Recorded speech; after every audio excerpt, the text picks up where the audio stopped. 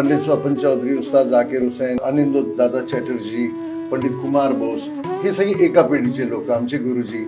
तर ह्या लोकांसाठी पंडित शांताप्रसादजी, उस्ताद अल्लारखा खां साहेब, किशन महाराजजी, तर त्यांच्याकडे तो बघण्याचा तो रस्ता होता. म्हणजे तो आपल्याला एक काहीतरी मिळतो ना क्लू, की अच्छा इकडनं आपण जाऊ शकतो. एक आपल्याला दाखवणारा कोणीतरी रस्ता, एक मार्गदर्शक असतो.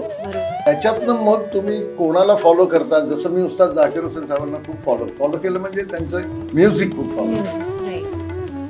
तर त्या रस्त्यावरती मग मी माझा रस्ता मला शोधायला लागतो. त्यांची जी कॅपॅसिटी आहे, त्यांचा जो जिनियस आहे, ते त्यांचं जे आहे ते माझ्याकडे कधीच होऊ शकत नाही. तर मला माझ्या हिशोबाने मार्ग काढून मला रस्ता चालायचा आहे. मी जर हे मिसअंडरस्टँडिंग मध्ये राहिलो की मी तर तसं होऊ शकतो, तर मग मी कधीच काय होऊ शकत नाही. बरोबर.